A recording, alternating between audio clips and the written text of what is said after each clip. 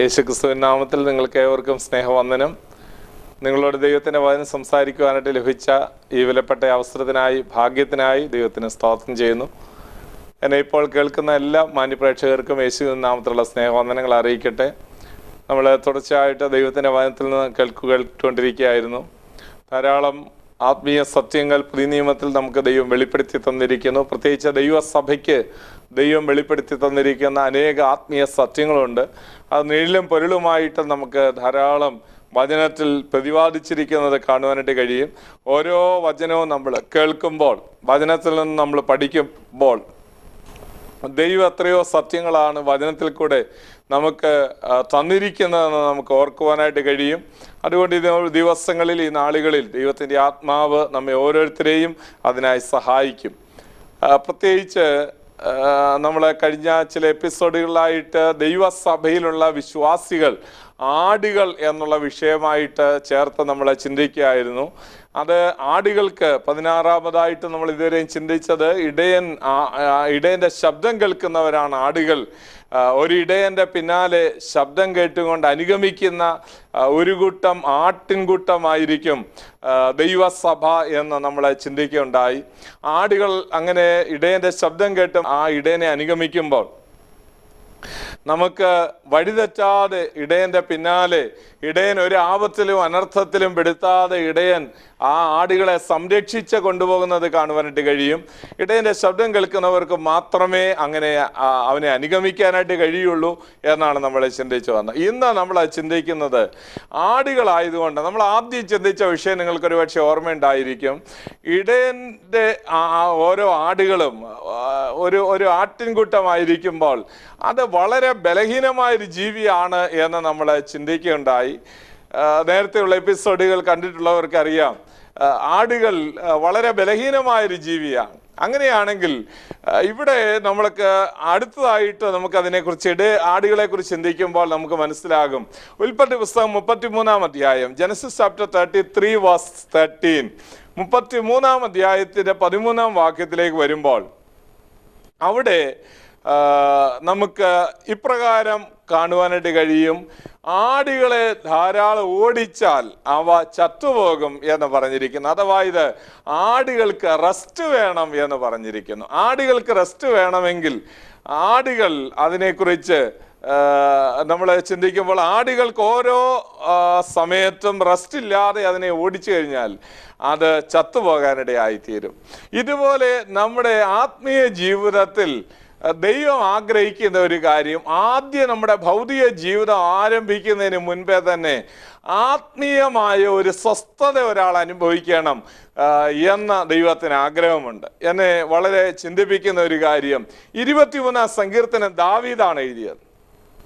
ദാവീദ് എഴുതിയ സങ്കീർത്തനത്തിൽ യഹോവ എൻ്റെ ഇടയനാകുന്നു, എനിക്ക് മുട്ടുണ്ടാകയില്ല എന്ന് പറഞ്ഞിട്ട് പച്ചയായ പുൽപ്പുറങ്ങളിൽ അവൻ എന്നെ കിടത്തുന്നു എന്നാണ് പറഞ്ഞിരിക്കുന്നത്.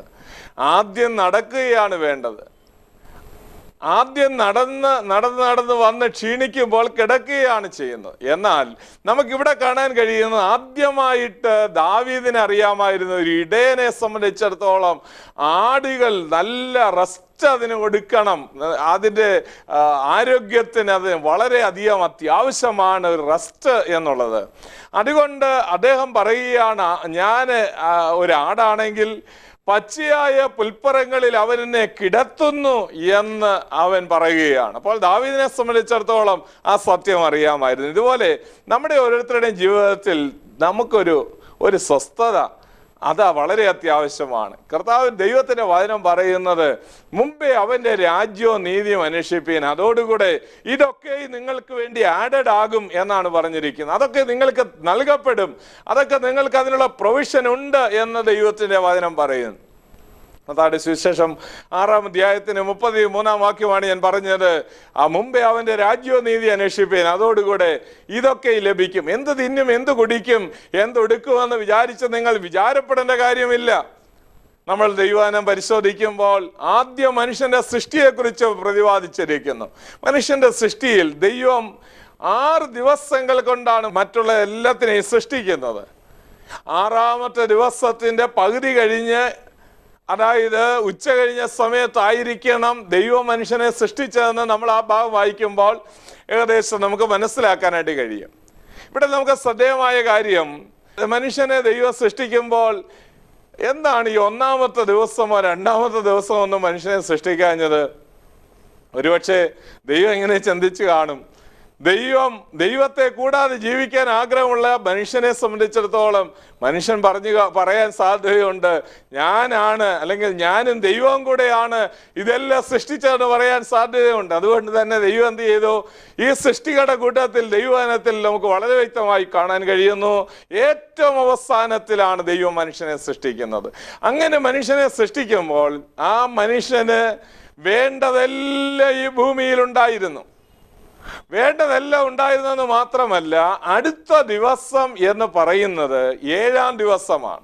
7-ാം ദിവസത്തിന്റെ പ്രത്യേകത എന്താണ്? അത് സ്വസ്ഥതയുടെ ദിനമാണ്, അത് സന്തോഷത്തിന്റെ ദിനമാണ്, അത് വേല ചെയ്യേണ്ടാത്ത ദിനമാണ്.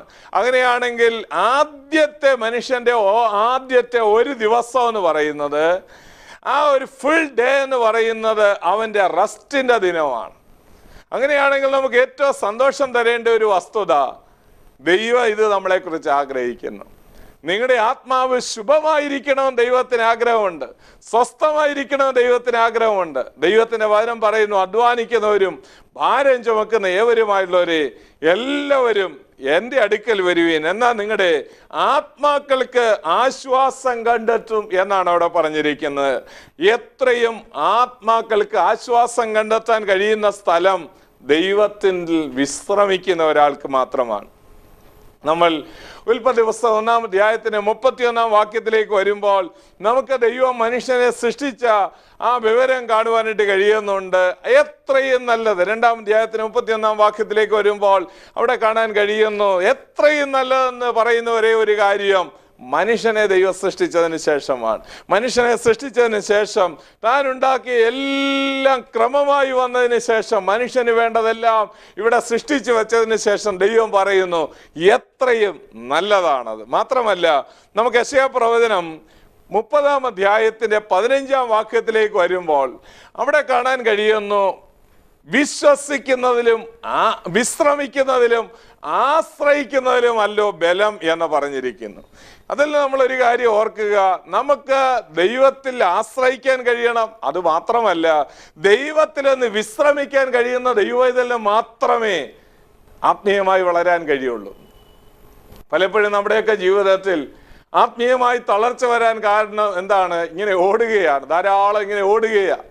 ആത്മീയ ജീവിതത്തിൽ നമ്മൾ ഓടിക്കൊണ്ടിരിക്കുകയാണ്. ഓട്ടം അത്യാവശ്യമാണ്, പക്ഷേ ദൈവത്തിന്റെ വചനം പറയുന്നു, മുമ്പിലുള്ളതിനെ ആഞ്ഞും കൊണ്ട് ക്രിസ്തുയേശു ദൈവത്തിന്റെ പരമവിളിയുടെ വിരുദിനായി ഓടിക്കൊള്ളുക. എന്നാൽ അതിന്റെ നടുവിൽ നാം മറന്നു പോകുന്ന ഒരു കാര്യമുണ്ട്, നമ്മുടെ ആത്മാവിന് ഒരു റെസ്റ്റ് ഇല്ലാതെ ഓട്ടം. ഈ ലോകത്തെ സംബന്ധിച്ചിടത്തോളം നമുക്കറിയാം, എല്ലാ ഫെസിലിറ്റീസും ഇന്ന് ലോകത്തിലുണ്ട്.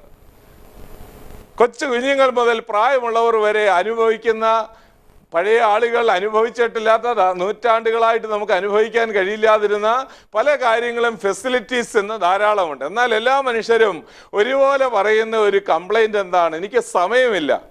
കൊച്ചു കുഞ്ഞുങ്ങളോട് ചോദിച്ചാൽ പഠിക്കുന്ന കുഞ്ഞുങ്ങൾക്ക് സമയമില്ല, ജോലി ചെയ്യുന്നവരോട് ചോദിച്ചാൽ ജോലി ചെയ്യുന്നവർക്ക് സമയമില്ല. പ്രായമുള്ളവരെ സംബന്ധിച്ചിടത്തോളം അവരും പറയും സമയമില്ല എന്ന് പറയാറുണ്ട്. എന്നാൽ ദൈവം നമ്മളെ സൃഷ്ടിച്ചിരിക്കുന്ന ദൈവത്തിൽ ആദ്യം വിശ്രമിക്കുക, ദൈവത്തിൽ ആദ്യം നമ്മൾ ആശ്രയിക്കുക, അതിനുശേഷം ഇതെല്ലാം ആഡഡ് ആയിക്കൊണ്ടേയിരിക്കും. അപ്പോൾ അതുകൊണ്ട് ദൈവത്തിന്റെ വചനം വളരെ വ്യക്തമായി നമ്മെ പഠിപ്പിക്കുന്നു, ദൈവത്തിൽ ആശ്രയിക്കുക, ദൈവത്തിൽ ഒരു സ്വസ്ഥത അനുഭവിക്കുക. നമ്മൾ പുറപ്പാട് പുസ്തകം 23-ാം അധ്യായത്തിന് 12-ാം വാക്യത്തിലേക്ക് വരുമ്പോൾ മറ്റുള്ളവർക്ക് നമുക്ക് സ്വസ്ഥത നൽകാൻ കഴിയുന്നത് നമുക്ക് സ്വസ്ഥതയുണ്ടെങ്കിൽ മാത്രമേ കഴിയുള്ളൂ. അതായത് ദൈവത്തെ ആരാധിക്കുവാനായി ദൈവം അവിടെ പ്രമാണം കൊടുക്കുകയാണ്. 7-ാം ദിവസം വേല ഒന്നും ചെയ്യരുത് എന്ന് പറഞ്ഞ ദൈവം തന്നെ 7-ാം ദിവസം വേല ഒന്നും ചെയ്യാതിരിക്കണം, 7-ാം ദിവസം വേല ഒന്നും ചെയ്യാതെ സ്വസ്ഥമായിരിക്കണമെന്ന് ദൈവം നമ്മളെക്കുറിച്ച് ആഗ്രഹിക്കുന്നു. എന്നെ വളരെ ചിന്തിപ്പിക്കുന്ന ഒരു കാര്യം, ഒരാട് റെസ്റ്റ് ചെയ്യണമെന്നുണ്ടെങ്കിൽ ആ ആട് മുട്ടുമടക്കിയേ കഴിയുള്ളൂ. മുട്ടുമടക്കി എവിടെയെങ്കിലും കിടന്നെങ്കിൽ മാത്രമേ അതിന് റെസ്റ്റ് ചെയ്തു എന്ന് പറയാൻ കഴിയുള്ളൂ. ആ റെസ്റ്റ് ചെയ്യുന്ന സമയത്ത് ചില കാര്യങ്ങൾ നടക്കും. എന്താണ് നടക്കുന്നത്? പലപ്പോഴും നമുക്കും ആത്മീയ ജീവിതത്തിൽ ഇതുപോലെ റെസ്റ്റ് ചെയ്യാനായിട്ട് കഴിയുന്നില്ല.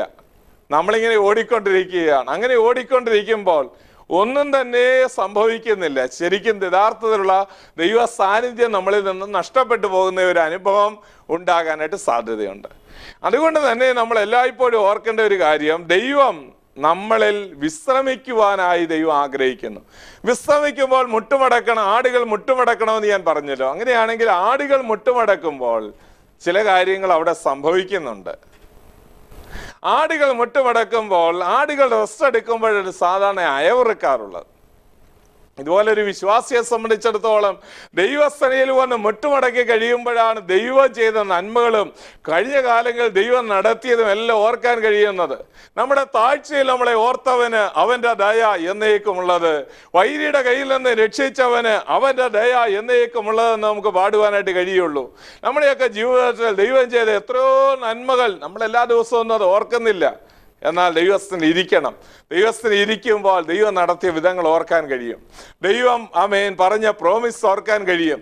ദൈവം വിടുവിച്ചത് ഓർക്കാൻ കഴിയും. അതെല്ലാം അയവറുത്ത് ദൈവത്തോട് നമുക്ക് നന്ദി പറയാനായിട്ട് കഴിയും. പലപ്പോഴും നമ്മളത് മറന്ന് ഓടിക്കൊണ്ടിരിക്കുന്നു. ദൈവാത്മാവ് ഇന്ന് പകൽക്കാലം വളരെ വ്യക്തമായി നമ്മോട് പറയുന്നു, നീ ഓടുന്നത് നിർത്തുക. നീ ഓടുന്നത് നിർത്തിയതിന് ശേഷം നീ വിശ്രമിക്കുക. ദൈവത്തിലൊരു വിശ്രമം. അല്ലയോ ദൈവദാസ, കൂടുതൽ പ്രവർത്തിക്കണമെന്നുള്ള ആഗ്രഹത്താൽ നീ വളരെ ഓടുകയായിരിക്കും. ഒനേസിമോസിനെ പോലെ കർത്താവിനെ വേല ചെയ്ത നിമിത്തം അവൻ മരണത്തോളം ആയിപ്പോയെന്ന് ദൈവത്തിന്റെ വചനം പറയുന്നു. അതുകൊണ്ട് മരണത്തോളം ആയിപ്പോകുന്ന ഒരു അനുഭവമല്ല, പിന്നെയോ മരണത്തോളം ആയിപ്പോകുന്ന ഒരു വേലയും ചെയ്യണമെന്ന് ദൈവത്തിന് ആഗ്രഹമില്ല. അവനോട് പൗലോസ് പറയുകയാണ്, നീ റെസ്റ്റ് എടുക്കണം, നീ റെസ്റ്റ് എടുക്കേണ്ടതായിട്ടുള്ള ആവശ്യമുണ്ട് എന്ന് ഒനേസിമോസിനോട് ദൈവത്തിന്റെ ദാസൻ പറയുന്നു. അപ്രകാരം നമ്മൾ ഇവിടെ ശ്രദ്ധിക്കുമ്പോൾ ഈ ആടുകളാണെങ്കിൽ നമ്മൾ മുട്ടുമടക്കണം. ദൈവസ്ഥന് ചില ദിവസങ്ങൾ പ്രാർത്ഥിക്കുവാനായി, ദൈവസ്ഥന് ഇരിക്കുവാനായി, ദൈവസ്ഥനെ ഉപവസിക്കുവാനായി, ദൈവം എന്ത് പറയുന്നുവെന്ന് കേൾക്കുവാനായി നമുക്ക് ദൈവസ്ഥനയിൽ ഒരു സ്വസ്ഥതയുടെ അനുഭവം ആവശ്യമാണ്. അതുകൊണ്ട് ദൈവത്തിന്റെ വചനത്തിലൂടെ നമുക്ക് ഇപ്രകാരം പഠിക്കാൻ കഴിയും. ഒരു ആടുകളാണെങ്കിൽ, വിശ്വാസിയാണെങ്കിൽ നമ്മളൊന്ന് റെസ്റ്റ് എടുത്താൽ മതി. റെസ്റ്റ് എടുക്കുമ്പോൾ ഞാൻ പറഞ്ഞു അയവിറക്കുവാനായിട്ട് കഴിയും. 2, റെസ്റ്റ് എടുക്കുമ്പോൾ ആടിന്റെ അരികിലേക്ക് ഇടയന് വന്ന് അതിനെ തലോടാനായിട്ട് കഴിയും. പലപ്പോഴും നമ്മളെ ദൈവത്തിന് തലോടാനായിട്ടോ ആശ്വസിപ്പിക്കാനായിട്ടോ സംസാരിക്കാനായിട്ടോ ഒന്നും കഴിയാതിരിക്കുന്നതിന്റെ കാരണം എന്താണെന്നറിയാമോ? നമ്മൾ പലപ്പോഴും ദൈവസ്ഥനിലൊന്ന് വിശ്രമിക്കുവാൻ, ദൈവത്തിലൊന്ന് ആശ്രയിച്ച ദൈവസ്ഥന് ഇരിക്കുവാനായിട്ട് നമുക്ക് കഴിയാതെ പോകുന്നു എന്നുള്ളത് കൊണ്ടാണ്. അതുകൊണ്ട് ദൈവത്തിന്റെ ആ തലോടൽ അനുഭവിക്കണമെങ്കിൽ, ദൈവത്തിന്റെ ആശ്വാസം നമ്മൾ പ്രാപിക്കണമെങ്കിൽ, ദൈവത്തിന്റെ ആ കരുണ നമ്മുടെ മേൽ പകരപ്പെടുന്നത് നമുക്ക് അനുഭവിക്കാൻ കഴിയണമെങ്കിൽ ദൈവസ്ഥനിൽ മുട്ടുമടക്കിയേ മതിയാവും. അതിനായിട്ട് ദൈവം നമ്മളെ കുറിച്ച് ആഗ്രഹിക്കുന്നുണ്ട്. രണ്ടാമതായിട്ട് ദൈവത്തിന് ഒരു ഇടയൻ അഥവാ ദൈവമാകുന്ന ഇടയന് അടുത്തിയെല്ലാൻ കഴിയുന്നത്, ഒരു ഇടയൻ അടുത്തിയെല്ലാൻ കഴിയുന്നത്, ഓടിപ്പോകുന്ന ഒരു ആടിന്റെ പുറകെ ആ ഇടയൻ ഓടി നടക്കാനായിട്ട് പലപ്പോഴും ഇടയൻ ശ്രമിക്കാറില്ല. കാരണം ആടുകൾ ഇങ്ങനെ ഓടി ഓടി ഓടി ഓടി പോകുന്നതിന്റെ പുറകെ എല്ലാം ആ ഇടയന് നടക്കാൻ. എന്നാൽ ആലയിൽ വരുമ്പോൾ കിടക്കുന്ന ആ ആടിന്റെ അരികിലേക്ക്, വിശ്രമിക്കുന്ന ആടിന്റെ അരികിലേക്ക് ഇടയന് കടന്നു ചെല്ലാനായിട്ട് കഴിയും. നമ്മളും പലപ്പോഴും ഇപ്രകാരം കർത്താവിന്റെ അരികിൽ നിന്ന് ലോകത്തിന്റെ കാര്യങ്ങളിലേക്ക് ഇങ്ങനെ ഓടി ഓടി ഓടി ഓടി അങ്ങനെ പോകുന്നു. മക്കളുടെ കാര്യം, കൊച്ചുമക്കളുടെ കാര്യം, അവരുടെയും മക്കളുടെ കാര്യമായിട്ടും പലർക്കും സ്വസ്ഥത വരുന്നില്ല. എന്നാൽ ദൈവം നമ്മളെ കുറിച്ച് ആഗ്രഹിക്കുന്നത് അതല്ല. ദൈവം ആഗ്രഹിക്കുന്നത് ഒരു റെസ്റ്റിൽ, കർത്താവിൽ ഒരു വിശ്രമത്തിൽ തുടങ്ങുക. കർത്താവിൽ അവന് തുടങ്ങി വയ്ക്കുക. കർത്താവിൽ അവനൊരു ദിവസം തുടങ്ങണം. കർത്താവിൻ്റെ സന്നിധിയിൽ പ്രാർത്ഥിക്കുവാനായിട്ട് മുഴങ്കാലുകളെ മടക്കുന്ന ഒരു ദിവസം നിങ്ങൾക്ക് ഒരിക്കലും അത് ശാപമായിട്ടുള്ളൊരു ദിവസമായിരിക്കില്ല. അത് അനുഗ്രഹത്തിന്റെ ദിവസമായി മാറും. അത് വിജയത്തിന്റെ ദിവസമായി മാറും. അതെല്ലാ വിധത്തിലും അനുഗ്രഹത്തിന്റെ ദിവസമായി മാറുവാൻ ഇടയായിത്തീരും. അതുകൊണ്ട് ദൈവാത്മാവ് നമ്മോട് വളരെ വ്യക്തമായി ആലോചന പറയുന്നു, നമുക്ക് ദൈവസന്നിധിയിൽ വിശ്രമിക്കാം. മാത്രമല്ല, നമ്മൾ വിശ്രമിക്കുമ്പോൾ നമുക്ക് കാണാൻ കഴിയുന്ന മറ്റൊരു കാര്യം, ദൈവവചനത്തിൽ തന്നെ ദൈവദാസനായ ദാനിയേലിന്റെ കാര്യം എടുക്കുമ്പോൾ നമുക്ക് മനസ്സിലാകും. ദാനിയേൽ ദിവസം 3 പ്രാവശ്യം മുട്ടുമടക്കി യെരൂശലേമിനെ നേരെ നോക്കി പ്രാർത്ഥിച്ചുകൊണ്ടിരുന്നു. അവന് ദൈവസന്നിധിയിൽ ഉത്തരവാദിത്വത്തോടുകൂടെ ഉള്ള വലിയ ജോലി ചെയ്യുമ്പോഴും അവൻ ദൈവസന്നിധിയിൽ പ്രാർത്ഥിക്കുകയായിരുന്നു. നിങ്ങൾ ചിന്തിച്ചു നോക്കി, എത്രയോ വലിയ ബിസിയായിട്ടുള്ള ഒരു മനുഷ്യനായിരുന്നു ദാനിയേൽ. ഏകദേശം 127 സംസ്ഥാനങ്ങൾ അന്ന് ഭരിച്ചുകൊണ്ടിരുന്ന രാജാക്കന്മാർ, അന്നത്തെ ഗവർണേഴ്സ് ഉണ്ടായിരുന്നു, അഥവാ ഓരോരോ രാജ്യങ്ങൾ ഭരിക്കുന്ന രാജാക്കന്മാരുടെ മുകളിൽ 3 പേരെ ആക്കിയിരുന്നതിൽ ഏറ്റവും മുകളിലേക്ക് വന്ന ആളായിരുന്നു ദാനിയേൽ. അത്രമാത്രം രാജ്യങ്ങളുടെ എല്ലാ വിധത്തിലുള്ള ഉത്തരവാദിത്വമുള്ള ഒരാള് ദിവസം 3 പ്രാവശ്യം പ്രാർത്ഥിക്കാനായി മുട്ടുമടക്കി യെരൂശലേമിനെ നേരെ നോക്കി അദ്ദേഹം പ്രാർത്ഥിക്കാനായിട്ട് തുടങ്ങിയെന്ന് പറഞ്ഞാൽ എത്രമാത്രം അദ്ദേഹത്തിന് ദൈവത്തോടും പ്രാർത്ഥനയോടും ദൈവസ്നേഹിക്കാനായിട്ടും ദൈവത്തിൽ ആശ്രയിക്കാനായിട്ടും വിശ്രമിക്കാനായിട്ടും ദൈവത്തിൽ ശരണപ്പെടുവാനായിട്ടും ഒക്കെയുള്ള മനസ്സുണ്ടായിരുന്നത് കൊണ്ടാണ് അദ്ദേഹത്തിന് അങ്ങനെ ചെയ്യാൻ കഴിഞ്ഞത്. പലപ്പോഴും നമ്മൾ പഴി പറയാറുണ്ട്, പരാതി പറയാറുണ്ട്, ഞാൻ വളരെ ബിസി ഉള്ള ഒരാളാണ്, എനിക്ക് ജോലിക്ക് പോകണം, ജോലിയുടേതായിട്ടുള്ള ഉത്തരവാദിത്വങ്ങൾ പലതുണ്ട്.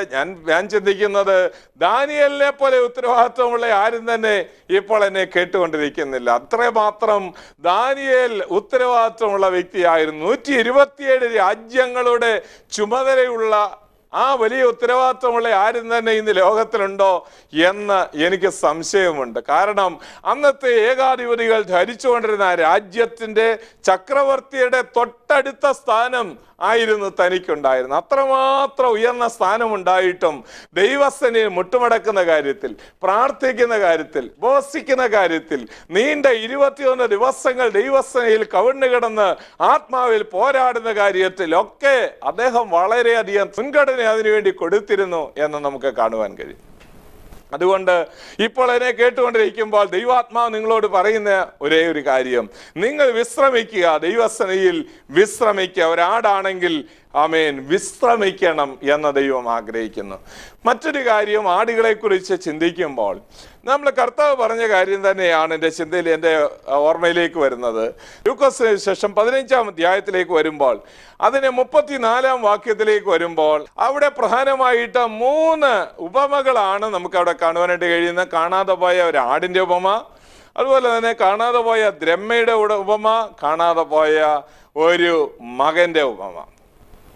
ഇത് 3ഉം കർത്താവ് പറയുമ്പോൾ ആദ്യമായിട്ട് പറഞ്ഞത് ഒരാട് കാണാതെ പോയി എന്നാണ്.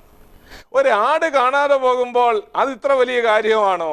നമുക്കതിൻ്റെ റേഷ്യോ പരിശോധിക്കുമ്പോൾ അറിയാം. 3 ഉപമകൾ പറഞ്ഞപ്പോഴും ആദ്യത്തെ ഉപമയിൽ 1% നഷ്ടം, രണ്ടാമത്തെ ഉപമയിൽ 10% നഷ്ടം, മൂന്നാമത്തെ ഉപമയിലേക്ക് നമ്മൾ ശ്രദ്ധിക്കുമ്പോൾ അത് 10% പിന്നെയോ 50%, അഥവാ 1%-ഓ 10%-ഓ ഉള്ളതിനേക്കാൾ എത്രയോ വലിയതാണ് 50%, അഥവാ ഒരു വീട്ടിലെ 2 മക്കളിൽ 1 മകൻ നഷ്ടപ്പെട്ടു പോകുകയാണ്.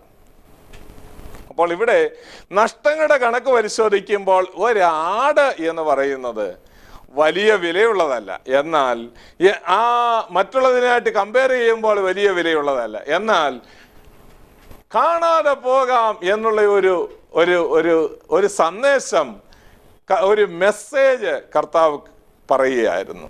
ആടുകളാണെങ്കിൽ കാണാതെ പോകാം, അത് സഭയിൽ കാണാതെ പോകാം, വീട്ടിൽ കാണാതെ പോകാം, ദേശത്ത് കാണാതെ പോകാം, ആമേൻ ഈ സമൂഹത്തിൽ നിന്ന് കാണാതെ പോകാം, ലോകത്തിന്റെ ഏത് സ്ഥലങ്ങളിൽ നിന്നും ആടുകൾ കാണാതെ പോകാം. എന്നാൽ ആടുകൾക്ക് കാണാതെ പോകുക എന്ന് പറയുമ്പോൾ, സഭയിൽ നിന്ന് ആടുകൾ കാണാതെ പോകുമ്പോൾ എന്താണ് സംഭവിക്കുന്നത്? സഭയിലെ ആടുകൾ കാണാതെ പോകുന്നത് ശരിക്കും പിന്മാറ്റത്തിലൂടെയാണ് ആടുകൾ കാണാതെ പോകുന്നത്. ദൈവ സാന്നിധ്യത്തിൽ നിന്നാണ് ആടുകൾ കാണാതെ പോകുന്നത്. അങ്ങനെയുണ്ടെങ്കിൽ ആടുകൾക്ക് കാണാതെ പോയാൽ തനിയെ വരാനായിട്ട് കഴിയത്തില്ല. അതിനൊരു ഇടയന്റെ സഹായം ഏറ്റവും അത്യാവശ്യമാണ്. നമുക്കറിയാം, ഒരു വീട്ടിൽ കുറെ ആടുകളെ വളർത്തുകയും അതുപോലെ തന്നെ ഒരു വീട്ടിൽ ഒരു നായും ഉണ്ടെങ്കിൽ ആ നായെ എവിടെയെങ്കിലും, ഒരു നായയോ ഒരു പൂച്ചയോ ഒക്കെ എവിടെയെങ്കിലും കൊണ്ടുവന്ന് കളഞ്ഞാലും ആ കളയപ്പെട്ട നായോ അതുപോലെ തന്നെ ഒരു പൂച്ചയോ ഒക്കെ അതിന് എവിടെ ദൂരെ കൊണ്ട് കളഞ്ഞാലും അതിനെ തിരികെ തനിയെ വരാനായിട്ട് കഴിയും. എന്നാൽ ഈ ആടുകളെ സംബന്ധിച്ചിടത്തോളമോ 4, 5, 10 കിലോമീറ്റർ ദൂരെയുള്ള ഏതെങ്കിലും ഒരു സ്ഥലത്ത് ആ ആടിനെ കൊണ്ടുവിട്ടിട്ട് നമ്മളെ തിരികെ വണ്ടി ഓടിച്ച് പോരുകയാണെന്ന് വിചാരിക്കുക. ഒരിക്കലും ആ ആടിന് തനിയെ തൻ്റെ യജമാനന്റെ സ്വന്തം വീട്ടിലേക്ക് വരാനായിട്ട് കഴിയത്തില്ല.